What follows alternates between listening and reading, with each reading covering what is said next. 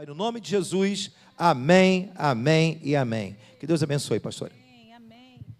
Boa noite, queridos, amém. Não é meu, não. A paz. Quem está animado aí, gente? Uhul! Apocalipse, E dificilmente, né, nas igrejas se pregam sobre Apocalipse. É interessante que algumas pessoas têm uma frase seguinte: e é o Apocalipse, como se fosse somente o caos, né? Geralmente, quando está o caos, quando está uma destruição, quando está algo assim terrível, algumas pessoas falam isso. E é o Apocalipse. Mas, queridos, o Apocalipse, na verdade, é a vitória de Cristo sobre as trevas, sobre o inferno, sobre o inimigo, sobre a potestade, sobre tudo de ruim que há nessa terra. Na verdade, o Apocalipse é a grande vitória do Senhor. E olha o que é melhor disso tudo. É tão incrível isso, né?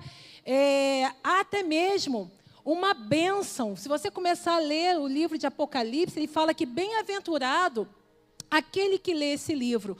E eu vou confessar o meu pecado para vocês. Era um livro que eu não gostava muito de ler.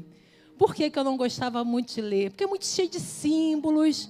Quando a gente começa a ver a besta, o dragão, né, as 7 trombetas, as taças e os cavalos, aquilo ali começava a me dar uma angústia. E por não entender muito bem, eu lia, porque, né, como bom cristão, nós temos que ler toda a palavra de Deus. Toda a palavra de Deus é inspirada. Algumas pessoas falam assim para mim: eu amo o livro de Apocalipse. Eu falei assim: é mesmo? Mas você entende o que você lê? Porque eu leio e tem que ler ali no rodapé, nos comentários, para a gente começar a compreender.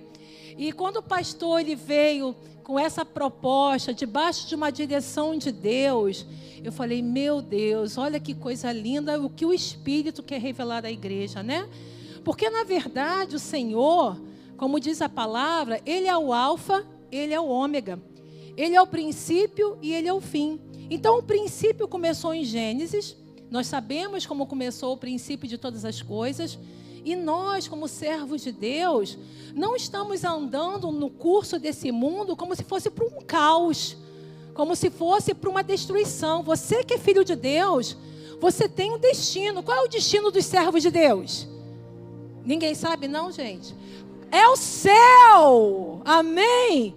Por que é o céu? Porque em Apocalipse, que é o fim de tudo, que é o final da história, já nos é revelado o destino do cristão. Então, nós podemos aquietar o nosso coração e saber que o Senhor preparou um fim glorioso para a sua igreja. Amém? Quem é a igreja do Senhor? Levanta suas mãos em nome de Jesus. Glória a Deus. E por que a igreja do Senhor não busca saber de como vai terminar? Sabe, queridos, nós vamos começar nessa série permitindo o Senhor, estudando um pouquinho às quartas-feiras sobre as 7 igrejas da Ásia Menor. Eu comentei até no vídeo, né, que foi postado. Não havia somente 7 igrejas na Ásia Menor, mas o número 7 ele significa completo. Então ali é como se fosse a representação dos tipos de igreja que tinha na Ásia Menor. Havia mais de 7 igrejas. Como hoje, no nosso mundo atual, não existe somente 7 igrejas, né, no mundo. Há mais de 7 igrejas, sendo que há tipos de igreja. Então, nós temos que entender que Apocalipse, ele tanto é histórico, porque ele conta a condição que estava aquelas igrejas naquela época, onde ali João ele recebe a revelação na ilha de Patmos. O próprio Jesus, ele revela a João e ele escreve. Então, é um livro histórico, mas também é um livro profético. E sabe o que é melhor? Nós vamos perceber que diante dos tipos de igreja, aí nós vamos perceber que tipo de igreja nós somos. Mas o Senhor, Ele quer que todos nós venhamos alcançar a vida eterna, amém? Ele fala que somos mais que vencedores, que Ele já preparou morada para nós. Mas nós temos que compreender que no percurso da nossa caminhada aqui nessa terra, como igreja do Senhor, o que de repente estamos fazendo que agrada a Deus e que de repente não agrada ao Senhor. Então, gente, eu estava lendo, eu fiquei assim tão apaixonada, de verdade, eu tô tão apaixonada por esse estudo, como é que Deus, ele muda a nossa concepção, né? Sabe por quê? Eu comecei a perceber o grande amor de Deus por nós, pela igreja de Cristo. Se Apocalipse já é o livro do fim, já é o livro da revelação final, e ali, ao se tratar das igrejas, ele está falando os tipos de igreja da época e os tipos de igreja que estamos vivendo no nosso mundo atual. O que o Senhor, qual o cuidado de Deus para nós? Ele vai falar o que agrada a Ele e o que desagrada a Ele. Para quê? Para que possamos ter tempo para nos corrigir. Estão pegando isso? Para que nesse momento dessa caminhada possamos avaliar, Paulo já fala, examina-se o homem a si mesmo, para que possamos nos avaliar diante daquilo que está sendo revelado para nós, para que haja tempo de uma correção. Para quê? Para que todos possamos alcançar a vida eterna com o Pai. Coisa linda, não é? E por que é pouco falado nas igrejas? Se é algo tão importante que trata justamente das igrejas, que trata justamente das falhas e até mesmo traz os elogios daquilo que vai bem, por que é pouco falado? Porque Satanás, né, ele quer ocultar o conhecimento dos filhos de Deus. Nós só caminharemos diante de uma revelação. Aquilo que nos é oculto não tem como a gente caminhar, mas quando nos é revelado, quando a gente tem a luz, e Jesus é a luz do mundo, e aí a gente não anda mais embaraçado, nossos pés não andam mais embaraçados. Então o Senhor, com o seu infinito amor e com a sua palavra, Ele já escreveu o fim da história. Isso é maravilhoso, né? Você já conhece o fim da história, então se não conhece, vai conhecer melhor ainda nessa série que estamos trazendo na igreja, para que possamos ter a convicção que somos mais que vencedores em Cristo Jesus. Amém? Então, o que significa Apocalipse? Significa desvendar. Vocês estão vendo aqui? Aqui é um véu. Então, como se o nosso entendimento em algumas questões da nossa vida estivesse um véu, estivesse algo oculto aos nossos olhos. Mas quando o Senhor traz para nós o livro de Apocalipse, o que significa isso? Eu vou conseguir, gente? Tirar o véu. Então o Senhor, Ele tira o véu para que possamos conhecer a vontade dEle, para que essa vontade não venha a ser oculta para nós. E quando eu comecei a ler e estudar sobre as igrejas da Ásia Menor, eu estou me apropriando muito de um livro maravilhoso, que é um comentário expositivo do pastor Hernandes Dias Lopes. Ele se aprofunda muito nessa área. E ele já começa a falar que Apocalipse é as boas novas. Por quê, gente? Olha como é que começa Apocalipse. Vamos ver aqui. Lá no livro de Apocalipse, né? Hoje nós vamos falar um pouquinho sobre a igreja da Ásia. Mas eu quero, antes de mais nada, trazer para vocês que ele fala que ele é nós somos bem-aventurados. Amém? Então, Apocalipse 1:4, ele já fala o seguinte, nós vamos estar usando a NAA mesmo, tá? Apocalipse 1:4, ele vai falar graça e paz, amém?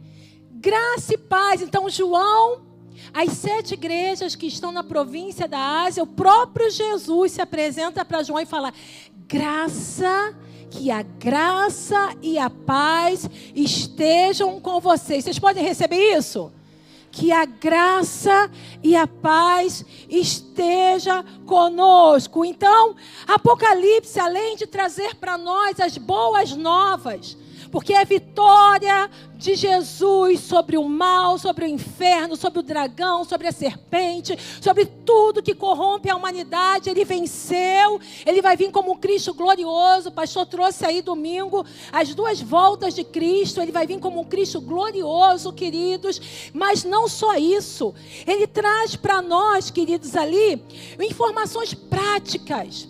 Então o Apocalipse, ele vai começar a trazer para nós informações práticas sobre o futuro, como devemos nos portar, ajudar ao povo.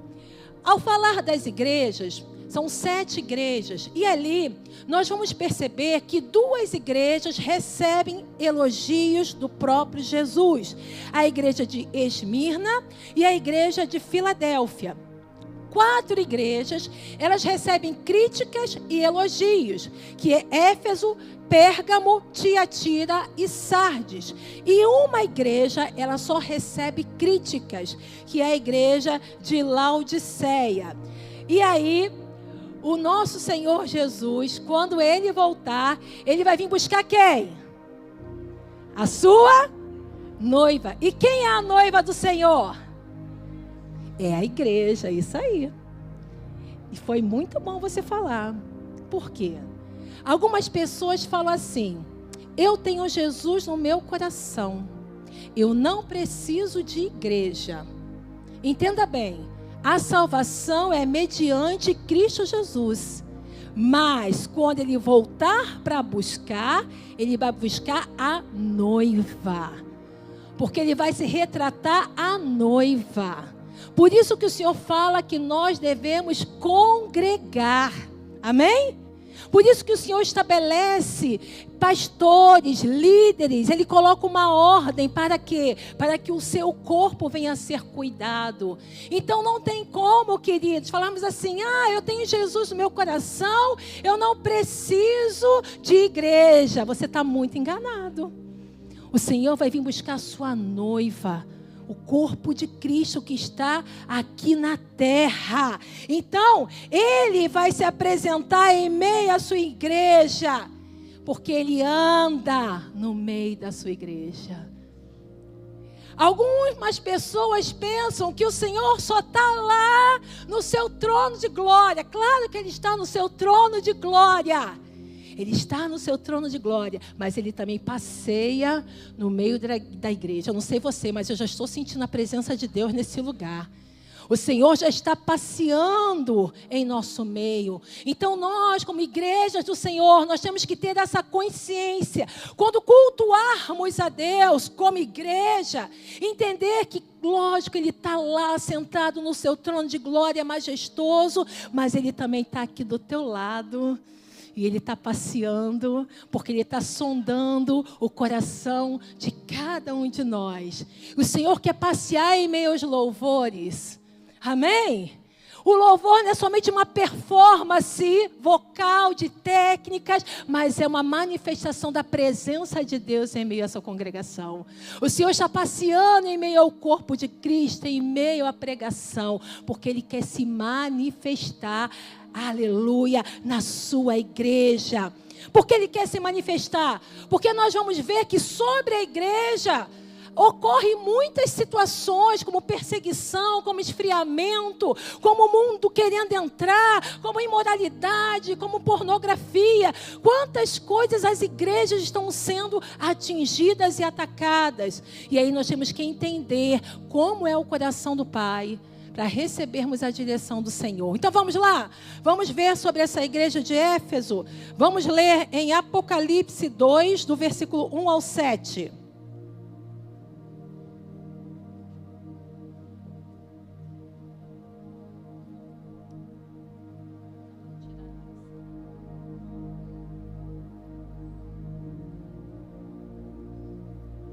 Fala assim a palavra de Deus.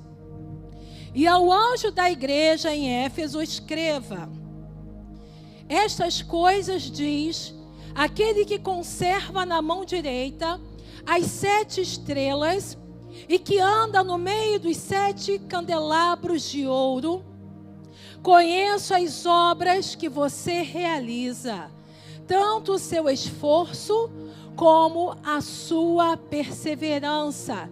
Sei que você não pode suportar os maus, e que pôs à prova os que declaram apóstolos e não são, e descobriu que são mentirosos. Você tem perseverança e suportou as provas por causa do meu nome, sem esmorecer. Tenho, porém, contra você o seguinte: você abandonou o seu primeiro amor. Lembra-se, pois, de onde você caiu. Arrependa-se e volta à prática das primeiras obras. Se você não se arrepender, virei até você e tirarei o seu candelabro do lugar dele. Mas você tem a seu favor o fato de que odeia as obras dos nicolaítas, os quais eu também odeio. Quem tem ouvidos, ouça o que o Espírito diz às igrejas. E ao vencedor darei o direito de se alimentar da árvore da vida que se encontra no paraíso de Deus. Amém? Então, vamos lá, gente. Vamos entender alguns símbolos aqui de Apocalipse. O Senhor, o próprio Jesus, ele está relatando o estado atual daquela igreja de Éfeso, tá? Para quem? Para João. E ele fala o seguinte: escreve para o anjo, escreve para o pastor. E ele fala o seguinte: conserva na tua mão direita as 7 estrelas. Gente, o que significa isso, 7 estrelas? As 7 estrelas significa os pastores das igrejas, tá? Você que deseja anotar, as 7 estrelas significa os líderes das igrejas, os pastores das igrejas. E o que simboliza, ele fala que ele está passeando em meio aos 7 candelabros. O que significa os candelabros? São as 7 igrejas, amém? Então, 7 estrelas eram os pastores e os 7 candelabros significa as igrejas. E ele fala candelabros de ouro, porque para o Senhor a sua noiva tem muito valor. Amém ou não amém? E ele fala o seguinte: eu conheço as suas obras. Então já começa aqui para nós uma reflexão. Algumas pessoas pensam assim: eu estou trabalhando para Deus e ninguém está vendo. Será? Será que ninguém está vendo? De repente, vocês pode estar esperando do seu líder um reconhecimento, de repente você está esperando das pessoas um aplauso, de repente está esperando que alguém te promova, mas entenda bem uma coisa: o Senhor conhece as nossas obras, amém? Isso traz para nós o quê? Uma alegria, porque estamos fazendo para Ele, amém? Ele está vendo. E Ele tem guardado em suas mãos o nosso galardão, a nossa recompensa. Se o Senhor fala que até mesmo por um copo de água fria que a gente dá para uma pessoa, ali nós teremos o galardão. Você acha que aquilo que você faz para o Senhor, por mais que de repente as pessoas não estão vendo, não há um reconhecimento humano, você acha que Deus não está vendo? É claro que Deus está vendo. Os fariseus que se preocupavam com o reconhecimento humano. E certa vez o Senhor os repreendeu. Falou: olha, se vocês querem aplauso dos homens, não precisam então receber o reconhecimento de Deus. Mas olha que coisa boa. O Senhor, Ele vê as nossas obras. Então isso é bom ou não é bom? Amém ou não amém? Mas qual o problema também? Se estivermos fazendo alguma coisa errada, não é? Se estivermos ali pisando na bola, se tivermos com alguma intenção escusa, né? Um coração corrompido, uma mente tramando coisas que não agradam ao Senhor, Ele sonda aquilo que está dentro do nosso coração, né? Porque Ele conhece todas as coisas. Então, o nosso Deus é um Deus de equilíbrio. Ele sabe, Ele te valoriza naquilo que você realmente faz com excelência, mas Ele também está vendo a condição que de repente precisa ser mudada. E por isso Ele traz a palavra dEle, por isso Ele traz a revelação. Então, para a gente entender um pouquinho sobre a carta aos Efésios, vamos compreender como é que era essa cidade de Éfeso. Então, essa igreja, a Efésios, né? Aos Efésios, que Paulo escreve a sua carta aos Efésios, ela se localizava em Éfeso. Como era essa cidade de Éfeso? Gente, era uma cidade extremamente rica. Era uma cidade muito rica. Era uma cidade, para vocês terem noção da grandeza dessa cidade na época, essa cidade ela tinha um teatro que comportava 24 mil pessoas sentadas. Imagine a grandeza dessa cidade. Era uma cidade que ela era estabelecida no local onde o porto principal, se as pessoas desejassem viajar pela Ásia, teriam que obrigatoriamente parar em Éfeso. Era o porto principal. Agora, essa cidade também era extremamente mística, extremamente corrompida. Ela era chamada como a Feira das Vaidades. E também era conhecida como cidade desejada. Desejada por quem? Pelos homens que só pensavam nas riquezas desse mundo. Nessa cidade havia centenas de sacerdotisas. Mas o que faziam essas sacerdotisas? Elas eram prostitutas sagradas. Ali tinha a grande Diana dos Efésios, vários deuses. Então as sacerdotisas, na verdade, eram prostitutas sagradas. E havia centenas. Os estudiosos falam que a imoralidade era tão grande naquela cidade, a promiscuidade era tão grande, que nem mesmo entre animais se viam coisas assim tão terrível. Gente, nessa cidade tão corrompida, rica, muito rica, mas extremamente corrompida, promíscua, idólatra, foi aonde Paulo chegou na sua segunda viagem missionária. Lembram lá de Atos capítulo 19? Que Paulo, ele repreende o espírito de adivinhação daquela jovem que atrás dele falava assim: esses aí são homens do Deus Altíssimo, que estão falando do Deus Altíssimo. Porque havia uma estátua chamada Deus Altíssimo. Então aquela mulher estava comparando aquela pregação de Paulo, que era o Deus soberano, com mais um Deus daquele lugar. E ele repreende aquela mulher. E ali ele é preso. Lembra de Paulo e Silas na prisão? Sendo açoitados, né? E ali houve um grande terremoto. Todos aqueles que estavam encarcerados foram libertos. E aquele carcereiro ali foi salvo, ele e a sua família. Foi a segunda viagem missionária de Paulo. Ele implantou a igreja em Éfeso. Sendo que na terceira viagem missionária de Paulo, ele se estabelece naquele lugar por 3 anos. E nesses 3 anos que ele se estabelece em Éfeso, prodígios, maravilhas acontecem. É onde aquela passagem de Atos nós vamos ver que até mesmo os lenços, né, de Paulo, os lenços curavam. As pessoas, era uma manifestação tão grande do poder de Deus. Houve uma conversão tão genuína naquela cidade, que a Bíblia fala, né, que as pessoas levavam seus livros mágicos, que eram caríssimos, e queimavam, se convertendo o seu coração. Então Paulo foi o primeiro pastor daquela igreja. Depois Timóteo pastoreou um tempo aquela igreja. E por final o próprio João, ele pastoreou aquela igreja. Aquela igreja era uma igreja muito séria, muito comprometida com a palavra de Deus. Mas o que nós vamos aprender aqui? Nós não podemos simplesmente começar bem, não é isso, gente? Nós temos que nos preocupar na nossa caminhada cristã em terminar bem. O fim é mais importante do que o começo. Muitos começam muito bem, como essa igreja começou muito bem, mas no final ela foi se perdendo. Então nós vamos ver que essa igreja de Éfeso, ela recebeu 2 cartas. Uma carta ela recebeu do próprio apóstolo Paulo.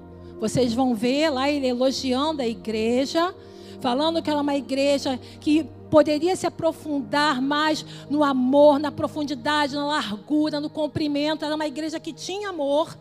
e que poderia conhecer cada vez mais a profundidade, o amor de Deus, a grandeza de Deus, está escrito na carta aos Efésios. E aí, passou-se 40 anos, quando João está preso na ilha de Patmos, que agora é o próprio Jesus que está falando para João escrever o estado atual daquela igreja. Passou-se 40 anos. E aí, como é que é o estado atual? Então, nós vamos aprender um pouquinho com essa igreja. Primeiro, ela tem qualidade ou não tem? Sim, não é isso? Então, ela recebeu elogios e também recebeu crítica. Se é elogio, nós temos que puxar para nós, como igreja. Estamos entendendo que essa mensagem de Apocalipse é profética para nós, não é isso? São 3 elogios. Vamos lá para o segundo slide, por favor. Para nós estarmos aí. Isso aí. Obrigada, Yuli. Deus é bom. Vamos lá. Então, essa igreja, ela recebe há 3 grandes virtudes na igreja de Éfeso. E quais são essas virtudes? São virtudes que é dignas para nós imitarmos. Nós somos a igreja do Senhor. Então, uma dessas virtudes, ele fala, uma igreja fiel na doutrina. A segunda virtude é, a igreja de Éfeso era envolvida com a obra de Deus. E a terceira virtude, a igreja de Éfeso era perseverante nas tribulações. Vamos por parte. Então, uma igreja fiel à doutrina. Gente, lembra que essa cidade era extremamente promíscua e idólatra? Lembra que nós falamos aqui? Só que quando esse povo se converte, eles são fiéis à palavra do Senhor. Trazendo para nós, para o nosso entendimento, eles não deixavam o mundo, os costumes do mundo, o que agrada ao mundo, entrar na igreja. Eles eram fiéis à doutrina do Senhor. Nessa época, havia os nicolaítas. O próprio Jesus, ao relatar o estado dessa igreja, ele fala assim, vocês não se deixaram levar pelos nicolaítas. E quem eram os nicolaítas? Os nicolaítas eram uma doutrina que eles achavam que podiam experimentar de tudo nesse mundão. Tudo o que é, pastora? Sexo fora do casamento. Não, eu posso fazer sexo a hora que eu quiser, com quem eu quiser, o corpo é meu, ninguém tem nada a ver com isso. E aí, podia fazer tudo, os nicolaítas, tá, gente? E achava que estava bem com Deus. O que eles podiam mais? Continuar tendo práticas idólatras. E está na igreja. Então, tudo que é corrupção, eles queriam gozar do melhor da igreja e também melhor do que esse mundão, que muitas vezes corrompe, oferece. Então, eles queriam continuar, os nicolaítas, comendo comida sacrificada a demônios. Sabe aí, trazendo pra gente? O Cosme e Damião. É só orar, né? Pega ela, só orar que abençoa. Se você tem consciência que aquilo ali está sendo entregue a Satanás, não coma, querido. Não coma. Se posicione, amém? Então ele fala, não, vamos comer comida sacrificada e está tudo bem. A gente pode fazer tudo, né? Eles podiam fazer tudo o que queria. Só que a igreja de Éfeso falava assim para eles, não, desse jeito não. Nós não vamos aceitar essas práticas. Aqui tem uma conduta, amém? Ou é ou não é, ou é crente ou não é.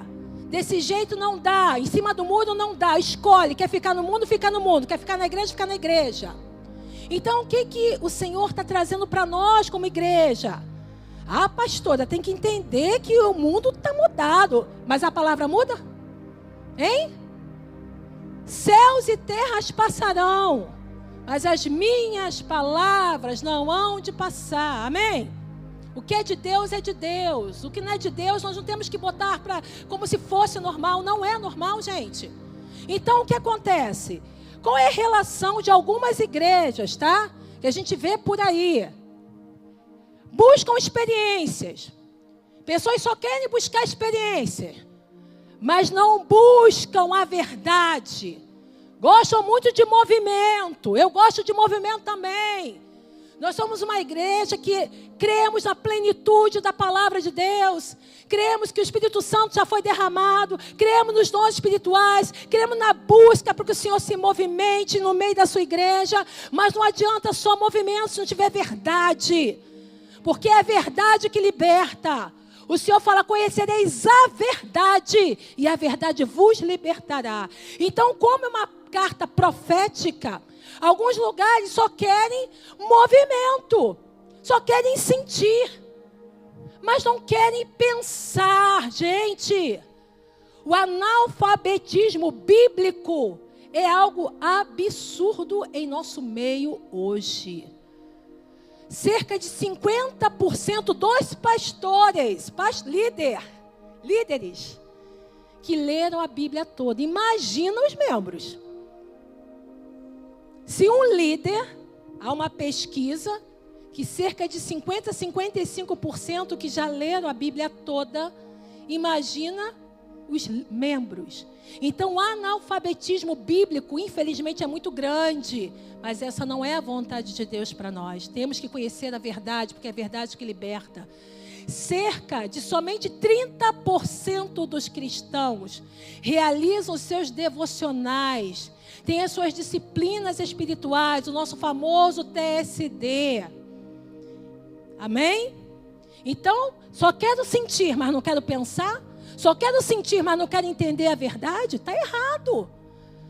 Queridos, muitos querem só a bênção, mas não querem o abençoador.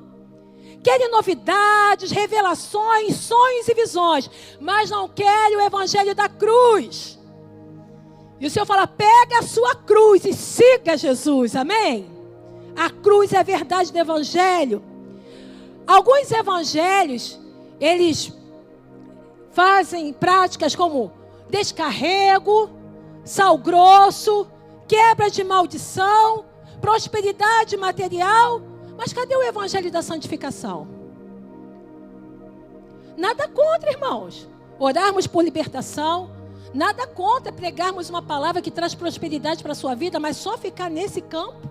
E cadê o evangelho da salvação que transforma?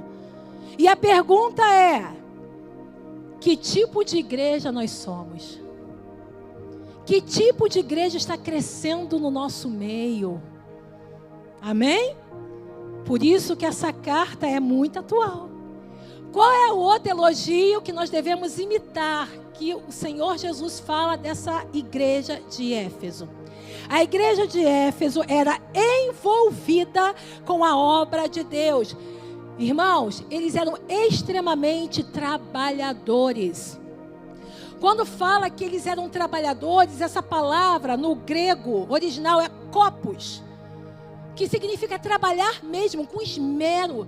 É arregaçar a manga, é não ter preguiça. Vocês sabem que, mais uma vez, nada contra. Nós, quando for congregar, né? Todos nós, a gente vai congregar no lugar, vamos procurar a igreja. Nada contra a gente procurar uma igreja que tenha uma boa palavra, temos que procurar. De repente que tenha aí uma condição para atender você, a sua família. As pessoas fazem essa avaliação, né? É confortável, tem ar-condicionado, tem escolinha, check. A palavra é legal, check. O louvor é legal, check. Então tá bom para me servir. Check. O Senhor fala, quer ser grande? Sirva a todos. Essa igreja não era uma igreja só que recebia, não. Elas eram trabalhadoras. John Stott, ele fala uma frase dessa igreja que fala uma colmeia industriosa. Então imagine a formiguinha, né, que é um exemplo de trabalhadora, todo mundo trabalhando, fazendo a sua função ali, coisa linda e maravilhosa. Sabe qual é a saudação que na igreja, nós somos a igreja ocidental. A igreja ocidental não tem muito esse conceito de serviço, né? Muitos querem uma igreja para ser servido, mas não entendem que está aqui para servir uns aos outros. Mas sabe qual é a recepção da igreja, na igreja oriental? Quando um crente se converte, novinho, novo convertido, está lá no mundão, cheio de carrapicho, cheio de negócio para ser tratado, aí vai lá, aceita Jesus. A saudação do pastor é para esse novo convertido: parabéns, Jesus ganhou novas mãos para abençoar, novos pés para caminhar e levar o evangelho, nova boca para pregar o evangelho. Já a saudação é assim: parabéns, seja bem-vindo ao trabalho, amém? Então o Senhor fala, Ele elogia essa igreja que era trabalhadora, envolvida, todos ali na sinergia, juntos trabalhando. Agora, como estão de repente as nossas igrejas atuais? O que Jesus pode falar ao nosso respeito? Será que nós estamos nos doando para o reino? Nós só queremos receber, né? Será que a gente está igual lá em Provérbios, as duas filhas, me dá. Me dá. O que eu tenho para mim? O que tem para mim? O que tem para mim? E o que você tem para dar? Não é isso? Todos nós temos talentos. Será que pregamos somente para os nossos interesses ou pregamos para ganhar almas para Cristo? Amém? Será que somos frutíferos, ligados à videira verdadeira? Será que somos dinâmicos na obra do Senhor? Então, para nós refletirmos. Porque essa qualidade do trabalho, o Senhor elogia. Até porque Ele vai, naquele grande dia, perguntar sobre as obras. Tem o livro das obras. Mostra-me as suas mãos. Quais são as suas obras? Ah, Jesus, eu te amei tanto, mas eu fiquei no banco eterno. Irmão, está errado. Se movimenta. Vai fazer alguma coisa, meu irmão. Até hoje, a gente tiver que lavar banheiro, varrer chão, não tem vergonha nenhuma. Eu estou servindo a Cristo, eu tenho uma honra. É uma honra para mim, de alguma forma, contribuir, em algum momento, para que o Evangelho do Senhor cresça na terra. Amém? Vamos lá para o terceiro ponto. Essa igreja que ela é elogiada, ele fala o seguinte, Cristo, que elogia ela porque ela é perseverante nas tribulações. Gente, lá em Éfeso também era realizado o culto ao imperador. Então imagina o centro de idolatria. Imagina, tem uma cidade nossa brasileira que é da Aparecida. Qual é essa cidade, gente? Quem lembra aí? Aparecida mesmo o nome da cidade? É isso? Se não é, vocês já entenderam, né? Imagina nessa cidade um povo de Deus se converte. E fala assim, olha só, tem negócio de imagem não. Tem negócio de santo, de barro, de pau, de pedra, não. É Cristo, Jesus. Imagina a perseguição era ferrenha. Mas eles estavam ali perseverantes. Estavam sendo perseguidos até levar à morte. Mas eles não negavam Jesus. E você, amada igreja? Quando alguém no teu colégio fala assim, você é crente? Quando alguém lá no seu trabalho, você é crente mesmo? Qual o seu posicionamento? Eu não quero ficar mal com as pessoas. Não, eu tenho que ser politicamente correto. Politicamente correto?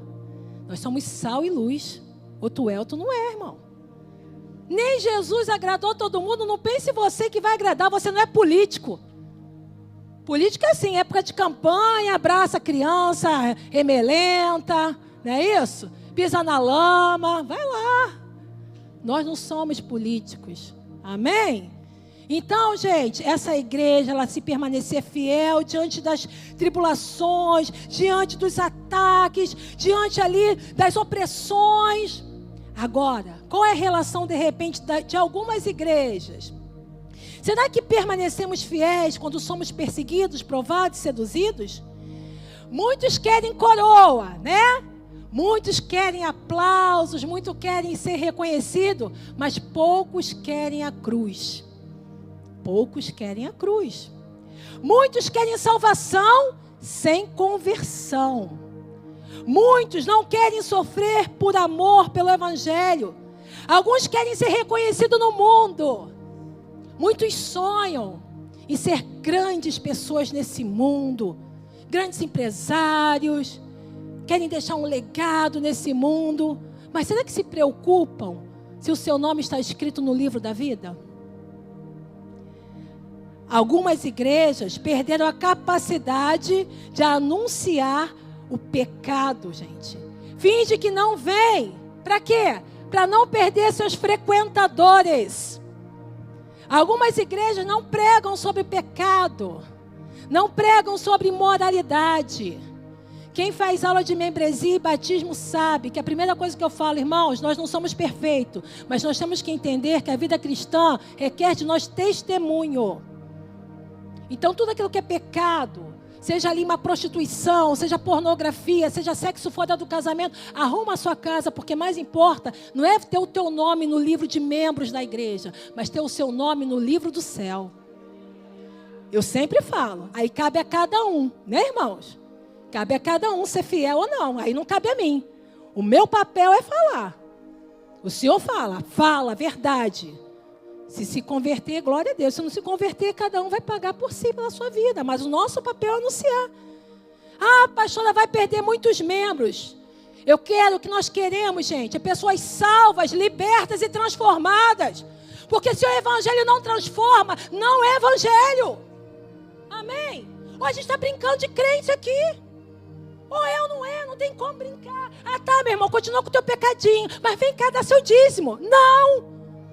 A gente te ama, mas a gente vai te ajudar nesse processo aí, para você receber de Deus a plenitude daquilo que Ele tem para você. Aleluia! E isso acontece também até mesmo com alguns líderes, né? Infelizmente, alguns líderes, quando até mesmo caem em pecado, não querem sair da sua posição de liderança. Preferem segurar a sua posição de liderança do que ser tratado por Deus. Gente, Sansão, ele teve que parar. O Senhor parou ele. Ele estava indo de mal a pior. No final ele se arrepende. Infelizmente morreu. Elias não podia parar, mas ele acabou pedindo para parar. Então, se a gente está todo errado, a gente tem que ter humildade diante de Deus. Senhor, me ajuda, me liberta, me transforma. Sabe por quê? A gente não sabe o dia que Jesus vai voltar. E nem o dia que Ele vai nos levar. E como o pastor falou, se Ele voltasse hoje, como é que está a nossa vida diante de Deus? Não estou aqui para trazer terror nem condenação. Apocalipse é graça, amém? Porque Ele já venceu. Agora o Senhor anuncia para que possamos ali ainda nos organizar nesse tempo, para chegar naquele grande dia e desfrutar daquilo que Ele tem para nós. Então, isso aí foi as 3 virtudes da igreja de Éfeso. O que nós temos que pensar: será que realmente eu estou sendo fiel à doutrina? Será que eu estou envolvida na obra de Deus? Será que eu estou sendo perseverante nas lutas e nas tribulações, ou eu estou negando Jesus? Agora, houve uma repreensão. Vamos botar outro slide aí, por favor? Qual foi a repreensão?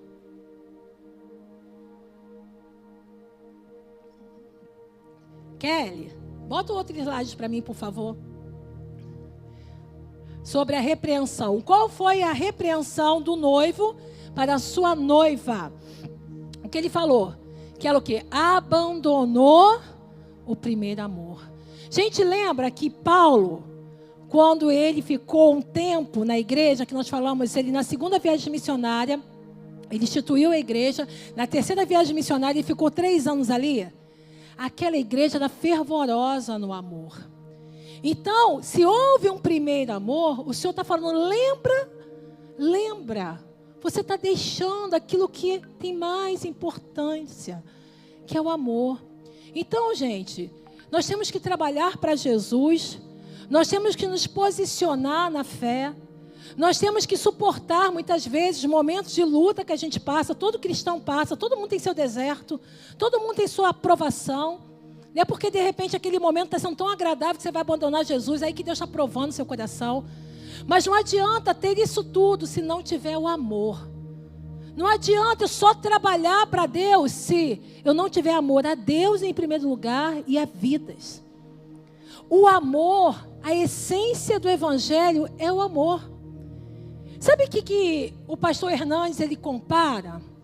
Ele compara como uma esposa que ela atende tudo dentro de casa. Ela limpa, ela faz comida, mas ela não devota o seu amor ao marido. Ela é até fiel. Ela não trai o marido, mas ela não devota o seu amor. Agora imagine nós, mulheres. De repente o teu marido bota dinheiro dentro de casa, paga as contas, né? Mas ele não devota amor a você. Que relacionamento é esse? Amém? Que relacionamento sem amor, sem paixão é esse? Isso não agrada ao Senhor. Então o Senhor fala por quê? Porque o amor é a essência do Evangelho, gente. O amor é a essência do Evangelho. Por que essa igreja, ela perdeu essa essência do amor? Porque ela estava num local de tanta dureza. Elas se posicionaram com tanta firmeza contra os falsos apóstolos, contra doutrinas mundanas. Elas não deixavam o pecado entrar, mas aquilo enrijeceu. Sabe, fariseu? Sabe aquela situação? Fariseu da época? Aparência de santidade. Nós somos o povo separado, né? Tem pessoa que é assim. Nós somos o povo separado. Vocês tudo vão para o inferno.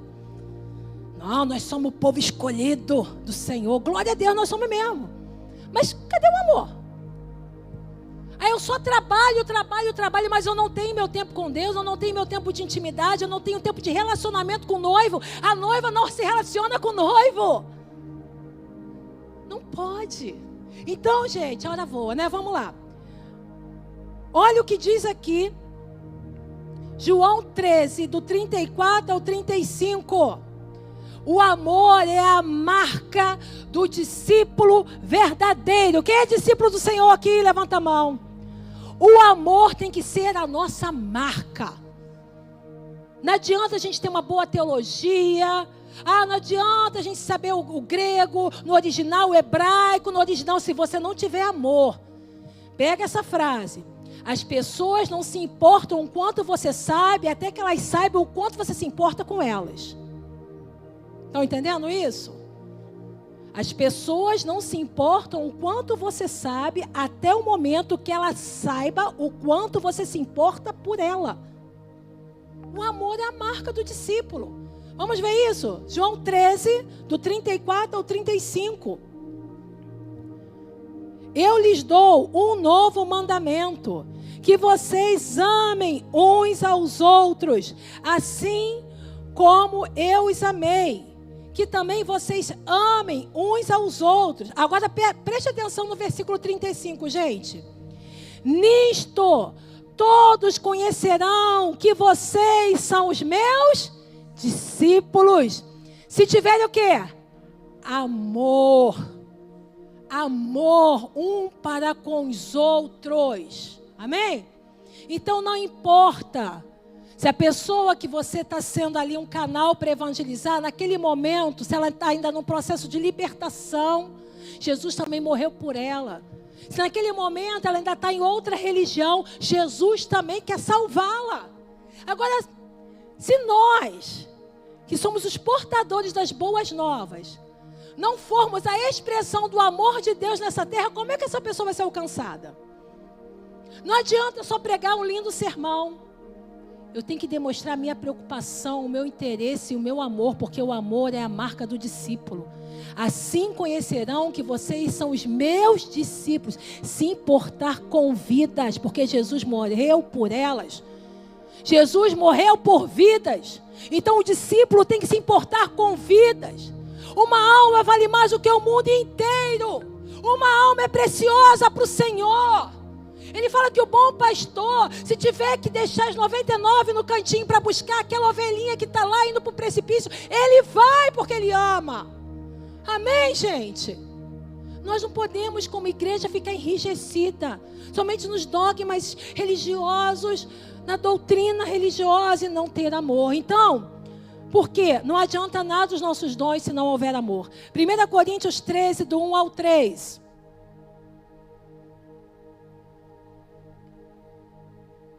1 Coríntios 13, do 1 ao 3, fala o seguinte: ainda que eu fale a língua dos homens e dos anjos, se não tiver amor, serei como um bronze que soa, como um símbolo que retine. Ainda que eu tenha o dom de profetizar e conheça todos os mistérios e toda a ciência, ainda que eu tenha tamanha fé, a ponto de transportar montes. Se não tiver amor, nada serei. Ainda que eu distribua todos os meus bens entre os pobres, ainda que eu entregue o meu próprio corpo para ser queimado, se não tiver amor, isso de nada adiantará. Não adianta só dons e talentos, tem que ter amor. O apóstolo João, ele vai mais profundo ainda. Ele fala que aquele que não ama ainda está em trevas. Na verdade, não houve conversão. É forte, né? Vamos ver isso? 1 João agora. 1 João no capítulo 3, versículo 14. Fala o seguinte: nós sabemos que já passamos da morte. Que morte é essa? Morte espiritual. Todos estávamos destinados à morte espiritual. Mas João fala, nós sabemos que já passamos da morte para a vida. Porque amamos os irmãos. Quem não ama, permanece na morte. Olha isso. Não adianta. É o fariseu. Não adianta. Jesus batia de frente com o fariseu direto. Você é sepulcaiado. Você não está entrando no reino dos céus, também está impedindo que um monte de pessoa entre. Tem pessoa que é assim, né? É tão dura, tão dura, tão dura, tão dura, que está impedindo todo mundo. Não expressa com amor a verdade de Deus. Então, gente, como é que algumas pessoas se comportam, né? Estão substituindo o amor a Jesus, esse momento de adoração, de intimidade, de busca, e as pessoas por trabalho. Não, mas eu trabalho na obra, estou trabalhando na obra. Cadê seu relacionamento com Deus? Cadê seu amor por vidas?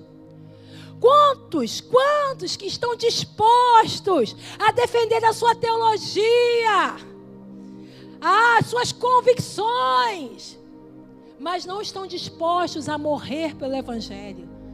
Quantos ficam falando de religião, porque a igreja tal, porque a nossa que é certa? Batem boca, se bobear até briga, mas não está disposto a morrer pelo verdadeiro Evangelho. Quantos já abandonaram Jesus e estão só se apegando ao zelo religioso? Quantos não estão sentindo mais saudade de desfrutar da companhia dele? Ei, qual foi o último momento que você teve com um pai? Ah, pastor, é muito trabalho, é muito trabalho, é muito trabalho. Ei. Ele tem ciúme de nós. Ele tem ciúme. Amém? Simplesmente odiar o erro, o mal, mas não sentir a dor pelos perdidos, isso não alegra o coração de Deus. Então, não podemos somente examinar os outros. Quando eu li essa palavra, primeiro ela cortou para quem? Primeiro cortou para mim. Eita! Quanto mais é dado, mais é cobrado. Não é isso? Não adianta só a gente ficar apontando o dedo. O Senhor não quer uma religião morta, de aparência, mas com motivações erradas. Pessoas que falam de amor de Jesus, mas não expressam o seu amor. É igual poste seco. Tem gente que é tão seca, gente. Não consegue nem dar um abraço, nem um aperto de mão, pelo amor de Jesus. Tem que deixar Deus quebrantar, amém? Agora, o Senhor, Ele oferece a essa igreja uma nova oportunidade. Vamos lá para outro slide agora? Vamos lá? Gente, esse slide agora, não, é o terceiro, por favor. O noivo oferece à sua noiva a chance de um recomeço. Você pega essa oportunidade essa noite? Amém? Então, ele elogia, nós vimos ali que há 3 elogios, ele traz uma repreensão, que é sobre o amor, mas diante daqueles elogios, se há alguma coisa que você percebeu que tem falta em você, pega essa palavra que nós vamos ministrar aqui agora também, porque o Senhor está dando oportunidade, uma oportunidade de conserto. O outro slide, por favor. Isso aí. Então, O noivo oferece à sua noiva a chance de um recomeço. Olha que coisa linda. Por isso que eu falei, como é lindo isso. Porque ele está preparando a sua igreja, que somos nós, ainda está tendo tempo para nós, amém? Você está feliz com isso? Eu estou feliz. Ainda tem tempo para nós, o que? Arrumarmos a nossa casa, arrumarmos a nossa vida.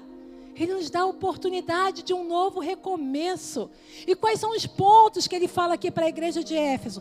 Lembra-te, arrependa-te e volte a praticar as primeiras obras. Então vamos por parte. Quando ele fala lembra-te, trazendo para mim, se alguma coisa que eu desagradei a Deus, sabe o que o Espírito fala? Olha só, lembra qual foi a situação que te fez pecar. Às vezes, a gente só quer tratar o resultado, mas não se preocupa daquilo que está ocasionando aquela queda. Então, o Senhor está falando para a igreja de Éfeso e está falando para nós. Lembra, você ia muito bem. Você estava fluindo muito bem. Mas em algum determinado momento da sua caminhada aconteceu alguma coisa que te fez cair, que te fez esfriar. Traz a sua memória, retorna lá, pensa. Para nós, o que significa isso, gente? Analisa quais são as suas fragilidades. O que acontece na sua vida que provoca ali que você venha a desagradar o coração de Deus? Será que são as amizades? Será que é um vício que você ainda não se libertou? É um gatilho que acontece? O Senhor está falando, lembra, traz a sua memória o que te faz pecar, para que você resolva essa causa, para que não se preocupe somente com o resultado, mas resolva a raiz do problema. Amém? Então o Senhor fala para Éfeso e está falando para nós. Precisamos nos perguntar para onde precisamos retornar. Para que qual ponto que nós nos desviamos? Qual foi o ponto que a gente começa a fazer o que desagrada a Deus? E eu estou feliz porque o Senhor hoje falou comigo profundamente no meu devocional. O Senhor puxou minha orelha com força. Eu falei, oh glória a Deus. O Senhor falou comigo forte hoje. Falou, olha só, essa atitude não me agrada. E às vezes a gente pensa que está bem na fita, irmãos. Se conserta mais rapidamente possível. Amém? Segundo ponto, arrependa-te. Escute, gente, arrependimento é diferente de remorsos. Remorso. Ali nós vamos ver 2 discípulos. Pedro e ali Judas. Os 2 pecaram. Qual é a diferença? Pedro, ele teve um verdadeiro arrependimento. Mas Judas só teve remorsos. O arrependimento, o que é o arrependimento? Você se entristece, seu coração fica mal, por quê? Porque você feriu a Deus. Você pisou na bola com o Espírito Santo. Você entristeceu o Espírito Santo, sabe? Não é remorso. Ah, o que é remorso? O marido traiu a mulher. Aí de repente a mulher descobriu, aí houve a separação. Aí ele está com remorso porque não está mais dentro da casa. Não está mais desfrutando do ambiente familiar. Ele não está arrependido que ele pecou contra Deus e pecou contra a esposa. Ele feriu o coração de Deus e feriu o coração da esposa. Está entendendo? Ele está com remorso porque ele não está mais desfrutando daquele benefício. A pessoa roubou, aí foi preso, na cadeia. Ah, por que eu não tramei de outra forma para não ser preso? Ele está com remorso porque ele não armou de uma forma diferente. Ele não está arrependido porque ele pecou. Então, aqui, queridos, é aquela situação do filho pródigo. É arrependimento. É sentir que entristeceu o coração do pai. Então, é romper com o que está entristecendo o noivo. Arrepender é mudança de mente. Tem que mudar a mente, gente. Aleluia. É mudar de direção. É voltar para Deus. Correndo. Eu li uma frase do C.S. Lewis, que ele fala o seguinte: sucesso é quando a gente caminha em direção de um alvo, não é isso? Você tem um alvo e você está correndo ali, você está caminhando na direção do alvo. Mas se esse alvo te levar ao tropeço, sucesso vai ser mais rápido você cair em si, voltar e retornar. Aquele que retornar mais rapidamente alcançará o sucesso mais rápido. Estão entendendo? Eu quero tanto uma coisa, mas o caminho está errado. Não será sucesso para você. Se arrependa disso. E volte correndo para o caminho que Deus vai te conduzir para a vitória. Então arrependa-te. Terceiro ponto. Voltar a praticar as primeiras obras. Não é só arrepender. É arrepender e arrepender. Quando eu era, há 10 anos atrás, tem pessoa que é assim. 10 anos atrás eu era tão usado por Deus. Vocês não sabem. Entregava profecia, orava, expulsava demônio, curava enfermo. Há 10 anos atrás. E aí vai ficar só arrependido? Arrependido? Não! Fruto de arrependimento. Volta a fazer o que você fazia antes. Não adianta só arrepender. Arrepender não. Lembra o que te trouxe a queda, se arrependa, mas volta a praticar aquilo que agrada a Deus. Amém? E para a gente fechar, gente, o último slide agora. Então, qual é a advertência à igreja de Éfeso, caso ela não se arrependesse? Remover do seu lugar o seu candeeiro. Nós falamos aqui que o candeeiro simbolizava a igreja. Então, se essa igreja, nós, não tivermos um arrependimento, a luz de Cristo vai se apagar sobre as nossas vidas. Vai ser uma igreja morta. Porque a igreja e nós não temos luz própria. A luz é Jesus. Só que Cristo é amor.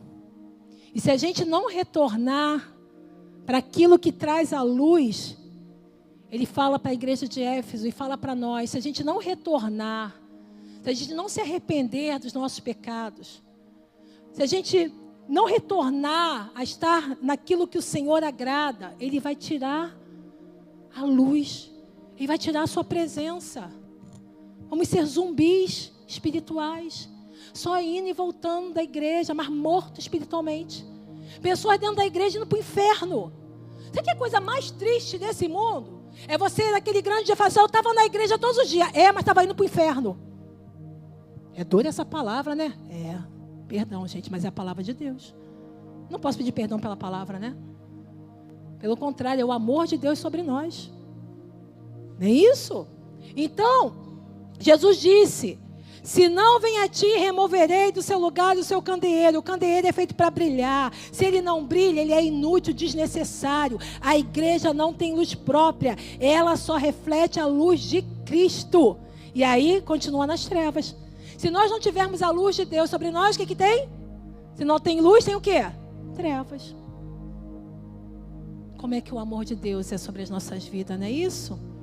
Então, Apocalipse não é caos, é caminho para a vitória, é caminho para a restauração, porque ele fala no final da carta, quem tem ouvidos para ouvir, ouça, aleluia, Apocalipse 2, versículo 7, vamos lá, quem tem ouvidos, ouça, o que o Espírito diz às igrejas, o Espírito Santo, ele está no nosso meio, e ele está falando ao nosso coração.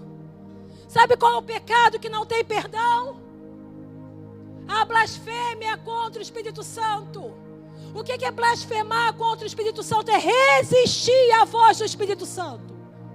É quando o Espírito Santo está falando de uma forma tão nítida, tão clara, tão personalizada, tão real, mas o meu coração endurece, os meus ouvidos ficam agravados, eu não quero saber, eu quero viver do meu jeito. E aí, irmão?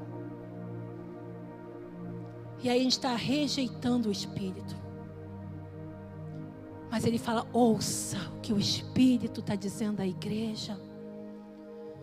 Quem tem ouvidos, ouça o que o Espírito diz à igreja. E ele fala para nós: ao vencedor, amém? Igreja vencedora, amém? Ao vencedor darei direito de se alimentar da árvore da vida. Aonde ficava a árvore da vida? Paraíso. Você vai estar lá com o papai comendo do frutinho. Desfrutando do Senhor. Meu Deus. Onde ele fala que não vai haver choro nem lágrima. As primeiras coisas se passaram. Nesse mundo, ele fala, nesse mundo nós teremos aflições. Mas lá, na presença do papai, ele enxuga dos nossos olhos toda lágrima. Ao vencedor darei direito de comer da árvore da vida com o Pai. Oh, estou toda arrepiada, não sei vocês, gente. Oh, glória. Estou animada, hein?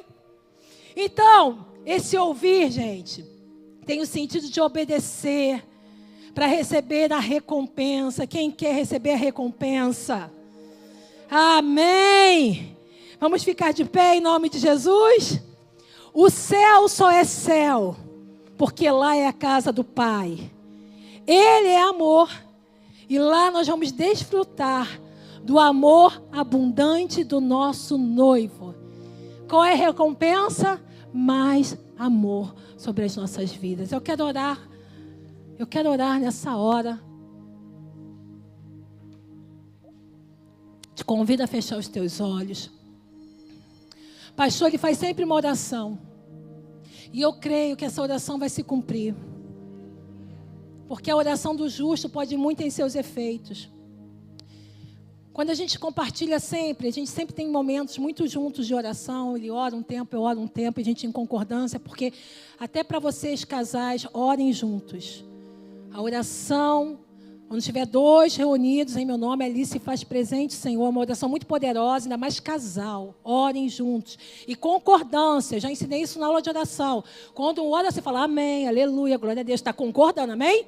Ele não pode orar por porta aberta, você falando da Mariazinha, do Joãozinho, não. Quieta o teu coração, acalma a sua ansiedade, concorda com o coração do teu irmão. Depois você faz a sua oração e vai concordar com você. Pastor faz sempre uma oração. Vai acontecer, pastor. Ele fala, eu quero apresentar ao Senhor uma igreja sem ruga, sem mácula, sem mancha. O que é uma igreja sem ruga? São aquelas pessoas que só envelhecem, mas não amadurecem. Tem aquelas pessoas, cinquentão, parece que é um adolescente. Não amadureceu, não tem idade, gente. Tudo bem, a gente tem que ter um espírito jovem, né? Mas não, imaturidade, é diferente, não é isso? Sem mácula, limpa. A nossa função é anunciar. Quem convence é o Espírito Santo. Quem está falando aqui para vocês, de repente sou eu, a primeiro lugar que preciso mais e mais ouvir essa palavra. Porque quando corta para a gente, primeiro é para nós. Amém? Temos as nossas falhas, mas não podemos nos acomodar às falhas. Temos as nossas fragilidades, mas não podemos sempre dar desculpa pelas nossas fragilidades. Lembra o que te leva a pecar. Qual é o ato que começa a te levar a pecar? Qual é o chore. Peça perdão a Deus. Se entristeceu o coração do Senhor. Você está ferindo o Senhor. Ele já morreu por você.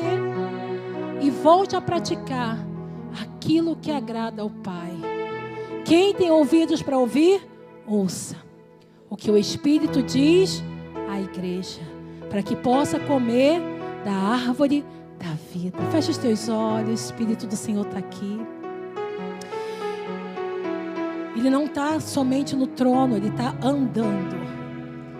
Ele anda em meio ao candeeiro. Ele anda em meio à sua igreja. O varão de branco está aqui. Oh, Ele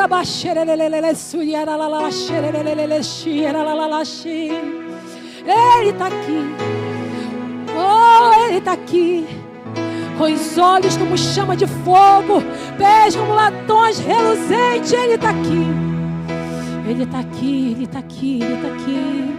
Ele passeia, Ele passeia, Ele passeia. Ele está do teu lado. Ele está do teu lado.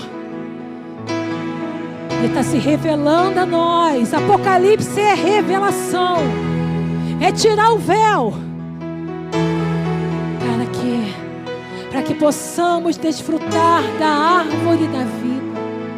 Ao vencedor, eu darei direito de comer da árvore. Jovem,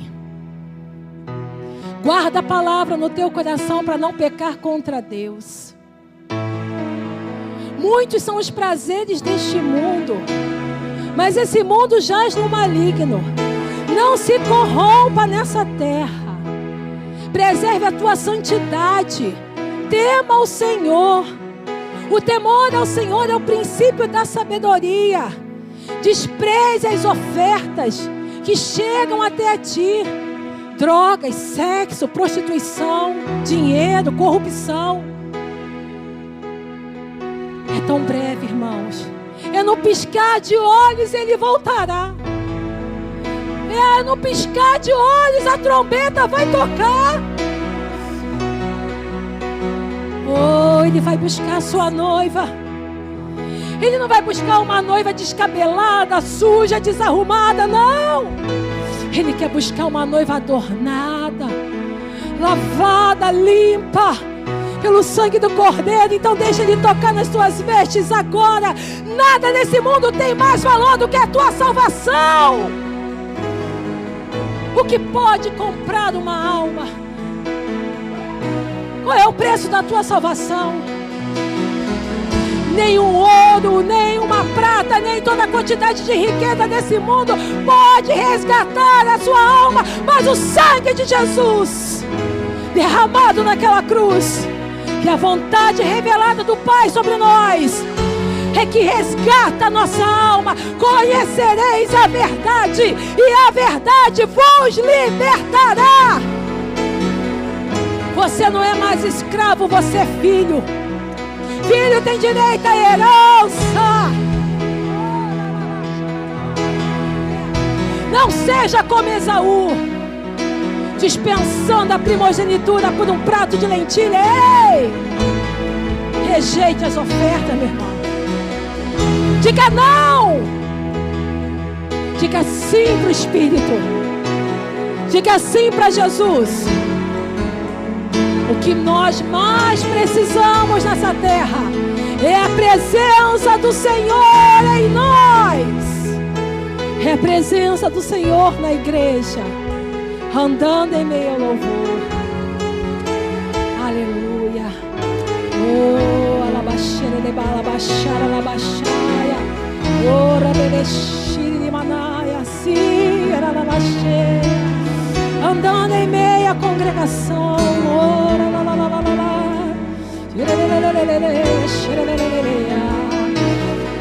arruma a tua casa enquanto é tempo.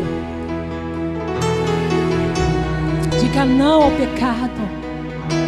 Deixa Jesus entrar. Oh, Senhor. O amor de Deus é tão grande sobre nós que Ele já revelou o fim, para que possamos chegar ao fim e entrar pelas portas celestiais. Ajuda-nos, Senhor. Vamos pedir ao Espírito Santo agora. Fala, Espírito Santo. Fale comigo, Espírito Santo. Me ajude nas minhas fraquezas. Me ajude. Me liberte de todos os meus pecados. Me limpa. Me lava. Me restaura. Eu quero ser um com o Senhor. Em nome de Jesus. Que Deus abençoe a sua noiva. Que Deus abençoe a sua igreja.